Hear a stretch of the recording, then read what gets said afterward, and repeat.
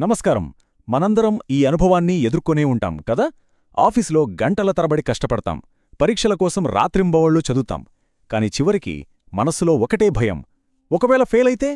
ఈరోజు మనం ఈ ఆధునిక ఒత్తిడిని, ఈ ఓవర్ థింకింగ్ను ఎలా జయించవచ్చో వేల సంవత్సరాల నాటి భగవద్గీతలోని జ్ఞానం ద్వారా తెలుసుకుందాం. అవును కదా. మన జీవితంలో అత్యంత ముఖ్యమైన పనులు అంటే పరీక్షలు కావచ్చు, పెద్ద బిజినెస్ ప్రాజెక్టులు కావచ్చు, లేదా మన పర్సనల్ గోల్స్ కావచ్చు, వాటి గురించే మనం ఎక్కువగా స్ట్రెస్ ఫీలవుతాం. ఎందుకిలా? అసలు ఈ ఒత్తిడికి మూలమెక్కడుంది? కొంచెం లోతుగా చూద్దాం. కర్మణ్యేవాధికారస్తే మా ఫలేషు కదాచన. గీతలో ఇది చాలా ప్రసిద్ధమైన శ్లోకం. అంటే పనిచేయడం మీదే నీకు అధికారముంది, కాని ఫలితాల మీద ఎప్పుడూ లేదు. వినడానికిది కొంచెం చిత్రంగా అనిపించొచ్చు. అవును, ఫలితం గురించి ఆలోచించకుండా పనిచేయడం ఎలా సాధ్యం? అసలు లక్ష్యమే లేకపోతే పనెందుకు చేస్తాం? కాని ఈ ఒక్క సూత్రంలోనే మన ఆందోళనలన్నింటికి సమాధానం దాగి ఉంది. అదెలాగో ఇప్పుడు చూద్దాం. చూడండి, అసలు సమస్య మనం చేసే పనిలో లేదు. అసలు సమస్య మన కంట్రోల్లో లేని ఫలితాలతో మనం పెట్టుకున్న ఎమోషనల్ అటాచ్మెంట్లో ఉంది. ఒక సింపుల్ ఎగ్జాంపుల్ తీసుకుందాం. ఒక మంచి ప్రెజెంటేషన్ ఇవ్వడం మన చేతిలో ఉంది, కాని ఆ క్లయింట్ దాన్ని ఓకే చేస్తారా లేదా అన్నది మన కంట్రోల్లో లేదు. గెలవాలన్న కోరిక, ఓడిపోతామన్న భయం, ఈ రెండిటి మధ్య నలిగిపోతూ మన శక్తి అంతా వృధా అయిపోతుంది. ఈ పరిస్థితి ఎలా ఉంటుందంటే, సరిగ్గా కురుక్షేత్రంలో అర్జునుడెదుర్కొన్న సంఘర్షణ లాంటిది. తన సొంత బంధువుల్ని, గురువుల్ని శత్రువులుగా చూసి, యుద్ధం వల్ల వచ్చే ఫలితాల గురించి ఆలోచించి ఆయుధాలు పక్కన పడేశాడు. అంటే ఓడిపోతానేమో, పాపం చుట్టుకుంటుందేమో, ఇలా ఆ ఫలితాల గురించిన భయమే అతన్ని పూర్తిగా నిస్సహాయుడిగా మార్చేసింది. మరి ఈ ఆందోళన అనే చక్రవ్యూహం నుంచి బయటపడటమెలా? దానికి గీత చెప్పే సమాధానమే కర్మయోగం. సింపుల్గా చెప్పాలంటే ఇదొక ఫిలాసఫీ. మన 100% ఎనర్జీని పనిమీద పెట్టి ఫలితం నుంచి మనల్ని మనం మానసికంగా వేరు చేసుకోవడం. ఇదర్థమైతే ఎలాంటి టెన్షన్ లేకుండా పనిచేయడమెలాగో మనకు తెలిసిపోతుంది. సరే, ఈ ఫిలాసఫీ అంతా బాగానే ఉంది, కాని దీన్ని ప్రాక్టికల్గా మన జీవితంలో ఎలా అప్లై చేసుకోవాలి? మొదటి అడుగుతో మొదలు పెడదాం. మన శక్తిని భవిష్యత్తు గురించి ఆందోళన పడటం నుండి వెనక్కి తెచ్చి, పూర్తిగా మన కంట్రోల్లో ఉన్న ఈ క్షణంపై, ఈ పనిపై ఎలా ఫోకస్ చేయాలో చూద్దాం. ఇదిగో, ఈ 3 సింపుల్ స్టెప్స్ గుర్తుపెట్టుకుంటే చాలు. 1. పనినే లక్ష్యంగా చేసుకోండి. అంటే నేను పరీక్షలో పాస్ అవ్వాలి అని కాకుండా, నేను ఈరోజు 10 గంటలు శ్రద్ధగా చదవాలి అని అనుకోవడం. ఎందుకంటే చదవడం మన కంట్రోల్లో ఉంది, పాస్ అవ్వడం లేదు. 2. నాణ్యతను ఆరాధించండి. మనం చేసే పని ఎంత పర్ఫెక్ట్గా, ఎంత నిజాయితీగా చేస్తున్నామన్నదే మన అసలైన గెలుపు. ఇక 3, ఇది చాలా ముఖ్యం, పని పూర్తి కాగానే దాన్ని మానసికంగా వదిలేయండి. ఫలితం గురించి ఆలోచిస్తూ కూర్చుంటే ఆందోళన పెరగడమే తప్ప ఏమీ జరగదు. వెంటనే మరో పనిలోకి వెళ్ళిపోవాలి. నిర్లిప్తత. ఈ మాట వినగానే చాలామంది ఎమోషన్స్ లేకుండా రోబోలా ఉండాలేమో అనుకుంటారు. కాని అది కాదు. నిర్లిప్తత అంటే ఏ ఫలితం వచ్చినా మనసుని బ్యాలెన్స్డ్గా ఉంచుకోవడం. గీతలో దీన్నే సమత్వం అంటారు. అంటే గెలుపుకి పొంగిపోకుండా, ఓటమికి కుంగిపోకుండా రెండింటినీ ఒకేలా స్వీకరించగలగడం. ఈ స్లైడ్లో చూడండి, ఎంత తేడా ఉందో. మనం ఫలితంతో అటాచ్ అయ్యున్నప్పుడు సక్సెస్ వస్తే అదంతా నా గొప్పతనం అనుకుంటాం. ఫెయిల్యూర్ వస్తే అదొక పర్సనల్ అవమానంగా ఫీలవుతాం. అదే మనం నిర్లిప్తంగా ఉన్నప్పుడు సక్సెస్ అయినా ఫెయిల్యూర్ అయినా రెండు కేవలం మన ప్రాసెస్ మీద వచ్చిన ఫీడ్బ్యాక్ మాత్రమే. అవి మనల్ని జడ్జ్ చేసే తీర్పులు కాదు. మరి నిర్లిప్తతను ఎలా అలవర్చుకోవాలి? ముందుగా విజయాన్ని పూజించటం ఆపేయాలి. అది మనం మన డ్యూటీని సరిగ్గా చేశామని చెప్పే ఒక తాత్కాలిక కన్ఫర్మేషన్ అంతే. ఇక ఫెయిల్యూర్ దాని యొక్క టీచర్గా చూడాలి. అది మనల్ని వ్యక్తిగతంగా విమర్శించడం లేదు, మనం చేసే పనిలో ఇంకేతో మెరుగుపరచాలని ఒక సిగ్నల్ ఇస్తోంది, అంతే.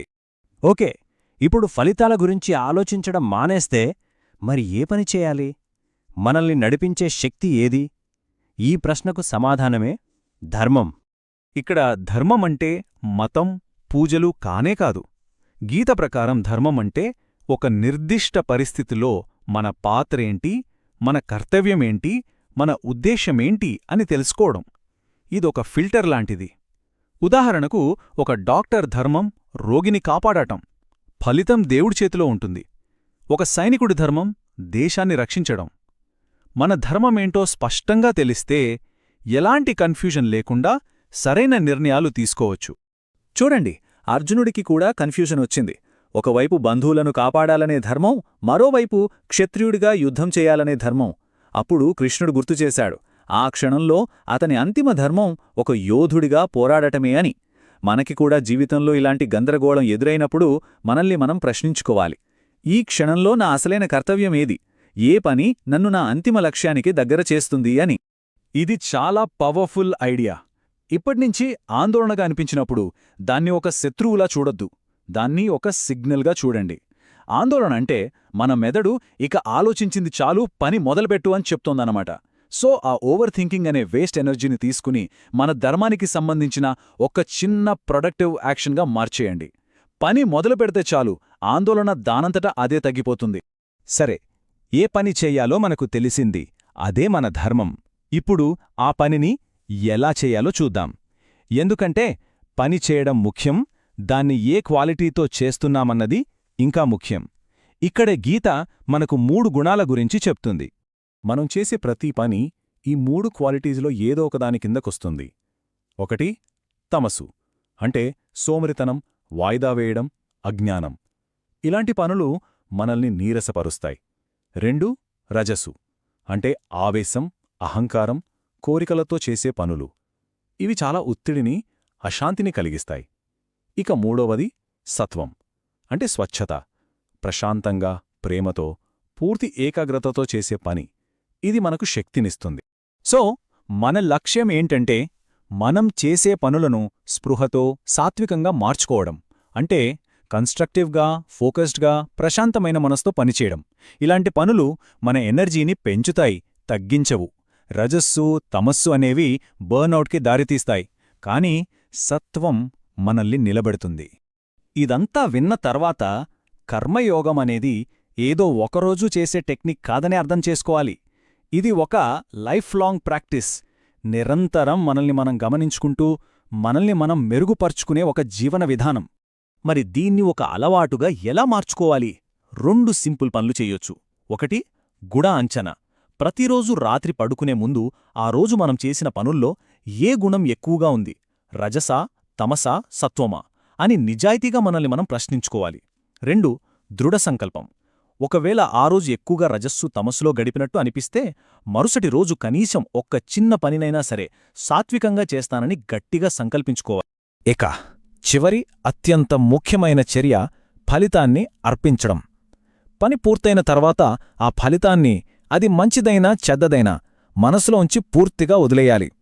నేను నా ధర్మాన్ని 100% చేశాను, ఈ ఫలితం నాది కాదు, నేను చేసిన కర్మది అని మనసుకు చెప్పుకోవడం. ఈ ఒక్క మానసిక చర్య ఆ అటాచ్మెంట్ అనే సైకిల్ను బ్రేక్ చేస్తుంది, మనకు నిజమైన శాంతిని ఇస్తుంది. సరే, ఇప్పటిదాకా మనం చర్చించుకున్న విషయాలన్నిటినీ ఈ 5 కీలక సూత్రాల్లో ఒక్కసారి గుర్తు చేసుకుందాం. 1 ఫలితం మీద కాదు, ప్రక్రియ మీద దృష్టి పెట్టడం. 2 గెలుపోటములను సమానంగా చూసే నిర్లిప్తతను అలవర్చుకోవడం. 3 మన కర్తవ్యమేంటో గుర్తించి దాని ప్రకారం నడుచుకోవడం. 4 అహంకారంతో, ఆవేశంతో కాకుండా స్వచ్ఛమైన, సాత్వికమైన పనిని ఎంచుకోవడం. చివరగా ఇదొక నిరంతర ప్రయాణమని గుర్తుంచుకుని రోజూ మనల్ని మనం మెరుగుపరుచుకోవడం. కాబట్టి అంతిమంగా మనం గుర్తుంచుకోవాల్సిందేంటంటే, నిజమైన విజయమనేది బయట ప్రపంచమిచ్చే సర్టిఫికెట్లనో, ఫలితాలలోనో లేదు. మనం మన ధర్మాన్ని, మన కర్తవ్యాన్ని ఎంత నిజాయితీగా, ఎంత శ్రద్ధగా, ఎంత పరిపూర్ణంగా చేశాం అన్నదానిలోనే ఉంది. అదే అస్సలైన గెలుపు. కాబట్టి ఫలితం గురించి ఆలోచిస్తూ ఆందోళన చెందటం ఆపేద్దాం. దాని బదులు మనల్ని మనం ఈ ఒక్క ప్రశ్న వేసుకుందాం. ఫలితం ఎలా ఉన్నా పర్లేదు, నేను ఇప్పుడు తీసుకోగల ఆ ఒక్క చిన్న, సరైన అడుగు ఏది? ఆ అడుగు వేయడమే శాంతికి, నిజమైన విజయానికి మార్గం. ధన్యవాదాలు.